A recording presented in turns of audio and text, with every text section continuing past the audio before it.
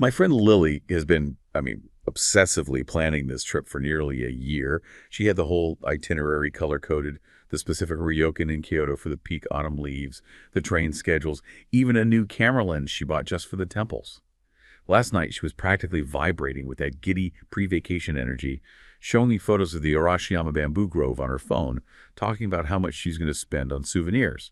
But this morning, the mood in the room just snapped. Her phone buzzed with a single notification. She expected a boarding pass update. Instead, it was this cold, one-line email. Your tour has been canceled due to unforeseen circumstances. Just like that. No explanation, no rebooking options. And when she tried to check the travel agency's website, the page for Japan trips wasn't just sold out, it was gone, scrubbed. It wasn't until we started looking online that we realized this wasn't just, bad luck or a bankrupt travel agency. Lily's vacation hadn't just been canceled, it had been targeted. We were watching a coordinated, invisible switch being flipped, turning off the flow of millions of people and billions of yen in an instant. It turns out her dream trip became collateral damage in a diplomatic firestorm that is escalating at a terrifying speed. And it all started with a single sentence spoken in the Japanese parliament. That story is so powerful because it shows you right there exactly how quickly these huge geopolitical events can snap back and impact an individual's life, their plans, their wallet. Exactly. And when we look at this wasn't just some minor political spat. This is really a textbook case of leveraging state-private coordination and, massive economic influence to decisively defend what they define as a core national interest. Right. The speed and the scale, that's what's so stunning here. It feels less like diplomacy and more like the immediate deployment of a very, very well-rehearsed playbook. So our mission in this deep dive is clear. We need to unpack this whole coordinated, multifaceted response. We need to understand the strategic systems, both economic and political, that make such rapid action possible. How does the tap turn off so completely, so quickly? Okay, so let's unpack that initial diplomatic spark. What lit this fire? It all seems to hinge on a statement made by Japan's new Prime Minister, Sanae Takaichi, on November 7th.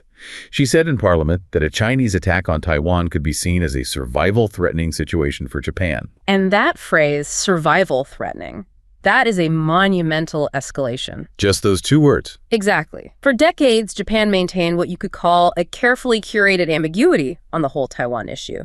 By using words like national security and suggesting a conflict would affect Japan's very survival, Beijing immediately saw it as Japan just shredding that ambiguity. So the reaction was swift. Oh, immediate and decisive. A foreign ministry publicly condemned the remarks, and then Vice Foreign Minister Sun Wadong summoned the Japanese ambassador. The message was crystal clear. The Taiwan issue is an untouchable red line. That concept, the untouchable red line, that seems to be the absolute core of this. It's non-negotiable. It is. And to get it, you really have to understand China's core interests. This is the official term the CCP uses for policy issues, both foreign and domestic, that simply cannot be compromised. They're foundational to the state's legitimacy and its integrity. So it's not just a policy list. It sounds more like a declaration of national identity. It's much deeper than policy. When the term was first formalized, around 2003, it was mainly about opposition to Taiwanese independence, but it quickly expanded. By 2006, it included Tibet and Xinjiang, and then a 2011 white paper broadened the definition dramatically. So what else is on that list now? Well, the expanded definition includes things like national sovereignty, national security, territorial integrity, stability of the political system, and this is crucial sustainable socioeconomic development. It's a very broad net. It is, and it shows a growing firmness. As one official put it, China will never sacrifice our national core interests or swallow the bitter fruit of harming our sovereignty. So when a major partner like Japan uses the phrase survival threatening about Taiwan, one of those core interests, it hits the deepest possible nerve. It sounds like these core interests are designed to be impenetrable. But doesn't that system carry a huge risk? If you treat your own tourists as a weapon, aren't you risking permanent damage to these key economic relationships? That is the calculated risk, absolutely. But for the system to be effective, to be a deterrent, it has to show that it can inflict immediate severe pain. To stop others from crossing that red line in the future. Precisely. And that's where we see the reaction translate instantly into economic pain. Let's put a human face on that. You can imagine Kenji, who runs a little matcha tea house in Kyoto. It's peak season for autumn leaves. Yeah. He's staffed up, stocked up, ready for the business that keeps him going all year. Then this happens, and he's just watching his reservation tablet just blink red, cancel, cancel, cancel. The street outside is quiet. And he's collateral damage. Totally. His small business is caught in the gears of a huge geopolitical machine. And Kenji's story is the microcosm of what was deployed. We really need to quantify the economic power we're talking about here. Chinese tourists are Japan's #1 source of tourism. In the first 9 months of this year alone, nearly 7.5 million visited. 7.5 million. Wow. And they spent a staggering 590 billion yen in the third quarter. That's not just economic activity, you know? That volume makes tourism spending a serious instrument of economic influence. And the coordination was instant. We saw this completely unified front just appear overnight starting on November 16th. How did that shutdown actually work? It was a masterclass in centralized efficiency. Major travel agencies, we're talking giants like Ctrip and Fliggy, both state-owned and private, they just stopped selling trips to Japan. Instantly. Which is why Lily's website link was dead. It was scrubbed. Scrubbed, exactly.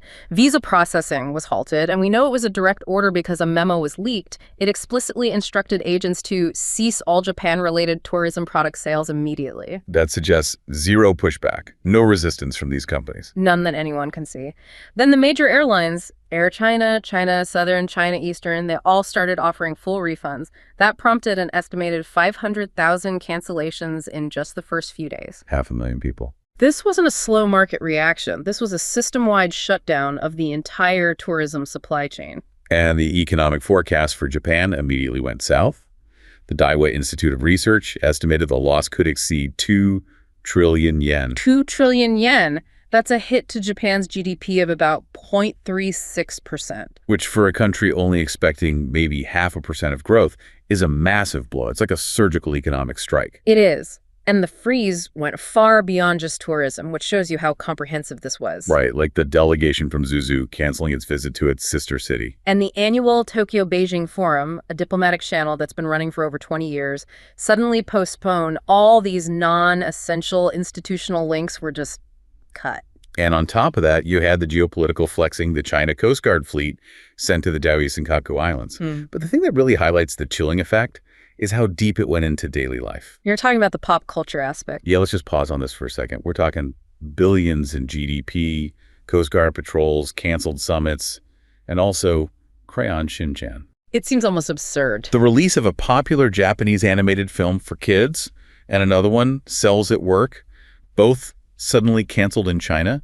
It just feels like overkill. It does feel like overkill, but that's precisely the point. The state media called the decision prudent based on Chinese audience sentiment. That cancellation of something as, well, as mundane as a cartoon demonstrates that this is a total system mobilization. The message has to be unavoidable. It has to resonate at every single level of society. Which brings us to the big question here, the really fascinating part of this deep dive.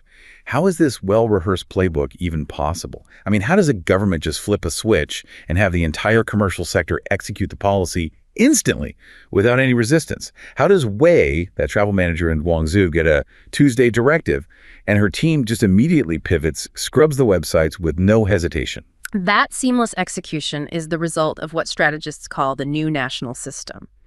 It's a system that's been very purposefully built and modernized to mobilize both state and market resources to achieve strategic goals with maximum efficiency.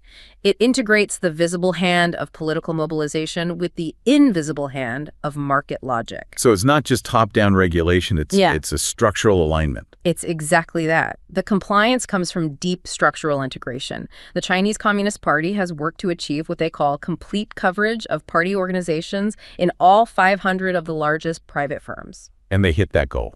Largely, yes, by 2021. So this means alignment isn't really optional. It's literally baked into the organizational chart of these companies. So how does that actually work? Are there just government officials sitting in board meetings? It's more than just sitting in meetings. Private firms are brought into alignment through a mix of incentives, subsidies, and placing CCP cells and officials directly inside their leadership. Think of a giant like CATL, the battery company. Its global dominance is heavily tied to government subsidies and policy support. I see. Or in tech, you see officials placed inside key private firms like Alibaba and Geely. So when a directive comes down, like the one to shut down Japan trips, these internal party cells ensure immediate execution. It just bypasses the slow, messy debate you'd see in a purely market-based system. Okay, so that makes the system incredibly robust from the top down. But there's a powerful bottom-up part to this too, right? We have the story of Chen, the tech worker in Beijing. He had his tickets for the cherry blossoms, but he saw the national reaction, and he voluntarily canceled his trip. Yes, that voluntary cancellation, what you could call the ticket and the flag mentality, is so important. It gives the economic weapon its moral depth and its political legitimacy. It's not just compliance anymore. No, it's an act of dignity. The commitment to national integrity is woven right into consumer behavior.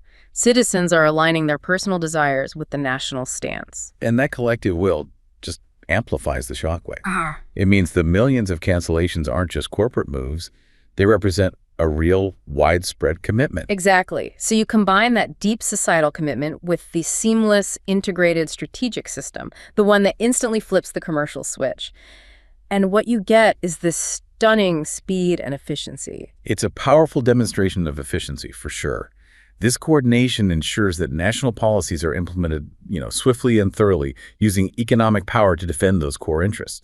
And what we observed here, from the first diplomatic condemnation all the way down to the scrubbing of travel websites and the cancellation of a cartoon, it just demonstrates the sheer scale of modern strategic power. The ability to instantly deploy consumer spending as a highly effective non-military weapon, it all depends on this robust, integrated mechanism, one that links state direction, private commerce, and collective national will. The speed and the thoroughness of it all, it just underscores this commitment.